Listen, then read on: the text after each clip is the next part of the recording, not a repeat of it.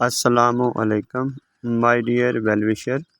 آج میں اصناف نظم کے سلسلے کی آخری ویڈیو جو کہ نظم جدید اور اس کی مختلف شکلوں پر ہے پیش کرنے جا رہا ہوں۔ امید ہے آپ اس سے مستفید ہوں گے۔ دراصل قدیم شعراء اور نقادوں کے ہاں نظم کا کوئی تصور نہ تھا۔ انہوں نے پورے شعری سرمایہ کو حیت کے لحاظ سے غزل، قصیدہ، مثنوی، قطعہ اور رباعی وغیرہ کے نام سے تقسیم کر رکھا تھا۔ آپ بتائیے، نظم کا تصور سب سے پہلے کس نے متعارف کروایا؟ الطاف حسین حالی۔ نظم جدید کو دیگر اصناف شعر سے کیسے ممیز کیا جا سکتا ہے؟ نظم جدید میں موضوع یا حیت کی کوئی قید نہیں، البتہ زبان، طرز بیان اور اپنے علامتی انداز کے سبب یہ دیگر اصناف شعر سے ممیز کی جا سکتی ہے۔ حیت کے اعتبار سے نظم جدید کی کون سی شکلیں ہیں؟ پابند نظم، معرہ نظم، آزاد نظم اور سانیٹ۔ پابند نظم کے لیے کس چیز کا ہونا ضروری سمجھا جاتا ہے؟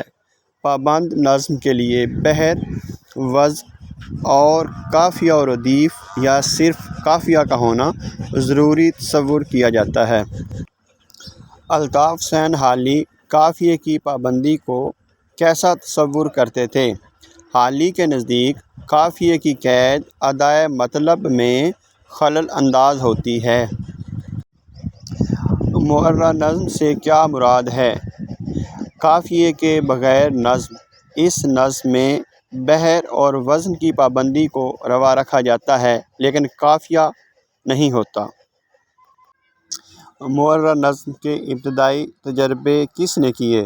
عبدالحلیم شرر نے کیے اور ان کے بعد اسماعیل میرٹھی، آزاد کاکوروی نے۔ آزاد نظم سے کیا مراد ہے؟ آزاد نظم اس نظم کو کہتے ہیں جس کی بنیاد تو ایک بحر پر ہو لیکن بحر کے ارکان کی تقسیم یکساں نہ ہو، کوئی مصرع چھوٹا اور کوئی مصرع بڑا ہو۔ یہ شاعر کی صوابدید ہوتی ہے کہ وہ ایک رکن کو کتنے مصرعوں میں تقسیم کرتا ہے۔ آزاد نظم کا بانی کس کو کہا جاتا ہے؟ نون میم راشد اور تصدق حسین خالد کو۔ سانیٹ سے کیا مراد ہے؟ سانیٹ ایک طرح سے مکفّہ نظم ہے جس میں 14 مصرعے ہوتے ہیں۔ اس میں قافیے ایک خاص ترتیب سے لائے جاتے ہیں۔ سانیٹ کے 2 حصے ہوتے ہیں، پہلے حصے میں 8 اور دوسرے حصے میں 6 مصرعے ہوتے ہیں۔ سانیٹ انگریزی شاعری کی ایک قسم ہے۔ اردو میں نون میم راشد، اختر شیرانی اور بعض دوسرے جدید شعراء نے رواج دینے کی کوشش کی۔